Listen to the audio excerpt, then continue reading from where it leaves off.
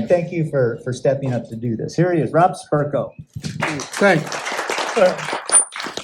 Yeah, they told me I had 3 minutes. My way to motivate my students in class is to say, the more you talk, the less I talk. So, But yeah, when they said I had 3 minutes, I'm like, oh, that's fair. That's about how much time you have at a school board meeting or a library board meeting or a county commission meeting, all of which I have spoken at.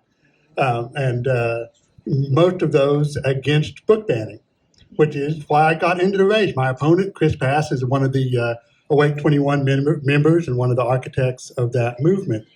And I know in some ways the whole book banning thing is kind of a distraction, is seen as a distraction by people. But I can tell you that for queer people, for racial or religious minorities, it doesn't feel like a distraction. It feels like an attack. And, I when I saw the article, it said there were 4 Republicans running in my district, and one of them was the chief book banner. I could not sit on the sidelines, right? I had to stand up and run for this. And obviously it's about more than book banning, but I do think our students deserve to feel safe, right? And that includes being safe from bullying, that includes at the school level and at the cultural level, bullying.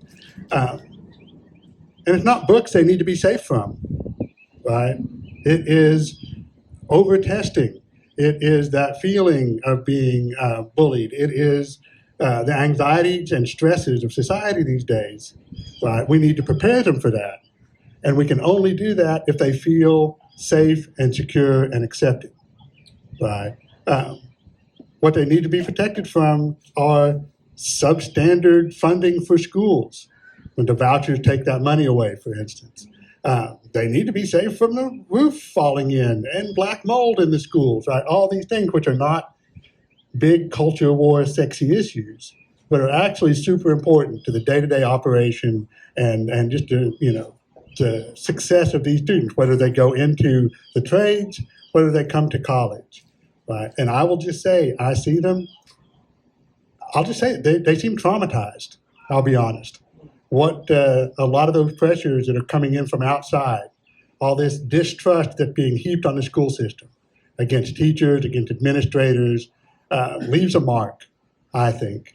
The reliance on these standardized high-stake tests leaves a mark, and I'm almost decompressing them from that in a college environment so that I can get them to where they need to be, to get the jobs they want and succeed.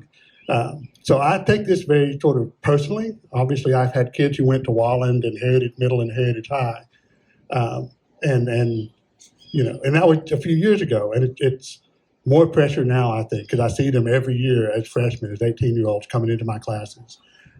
So I'm willing to step up. I hope you all are willing to step up and support us and all the other candidates. We have a chance this year, honestly. If every Democrat gets out to vote in this area, we can really make a difference.